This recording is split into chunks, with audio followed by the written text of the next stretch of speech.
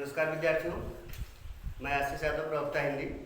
आज आप लोगों के बीच में कक्षा 12वीं के प्रथम पाठ पवन दूतिका, जिसे हृदय सिंह उपाध्याय ने रचा है, जिसमें एक नायिका है जिसका नाम राधिका है। भगवान श्री कृष्ण से अत्यधिक प्रेम करती है। उनके द्वारा मथुरा चले जाने के बाद उसका जो वियोग है वो बढ़ जाता है और वह उदास होकर के एक दिन अपने घर में बैठी हुई है। उसी समय वातायनों से अर्थात खिड़कियों से हवा प्रवेश करती है और उसे स्पर्श करती है, जिसकी वजह से राधिका का जो विरह है वह तीव्र गति से बढ़ जाता है और वह पवन को अपना संदेशवाहक बना करके भगवान श्री कृष्ण जी के पास भेजती है और बताती है कि तू जा, और जाते समय रास्ते में जो भी तुम्हें मिले, जो भी तुम्हें थका हुआ, हारा हुआ या दुखियारी दिखाई पड़े, उसके दुखों को, उसके थकावट को तुम समाप्त कर देना या हर लेना और भगवान श्री कृष्ण जी के पास जा करके मेरी व्यथा, मेरा दुख उन्हें बता देना। तो जैसा कि यहाँ पर हमने पहले से ही एक पद्य लिखा हुआ है और उस पद्य के माध्यम से मैं आप लोगों को उसका अर्थ स्पष्ट कर रहा हूँ।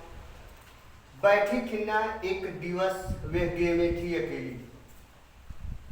बैठी माने बैठी हुई है, खिन्ना का अर्थ होता है उदास होना, एक माने एक दिन, एक माने एक, दिवस माने दिन, वे माने यहाँ है राधिका जी से, वे माने राधिका जी, गेह माने घर में, अकेली। एक दिन उदास होकर के राधिका जी घर में अकेली बैठी हुई है। आके आंसू दृग युगल में थे धरा को भिगोते। आके आंसू, उनके आंखों में आंसू आकर, दृग माने आंखों में, युगल माने दोनों, आके आंसू दृग युगल में उनके आंखों में आंसू आकर के धारा माने पृथ्वी को, भिगोते अर्थात सजल कर रहे थे, गीला कर रहे थे। फिर है आई धीरे इस सदन में पुष्प सदगंध बोले। आई धीरे अर्थात उस घर में प्रवेश करती है, सदन माने घर में, पुष्प फूलों के, सदगंध माने सुगंध के साथ, धीरे माने मंद गति से, और उसी समय सुगंधित पुष्प अपने सुगंधित हवाओं के साथ प्रवेश करती है।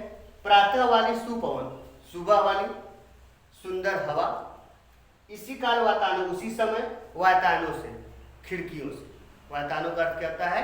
खिड़कियों से। और अगला वीडियो हम अगले पंक्तियों, अगले अर्थ का जो है हम बताएंगे।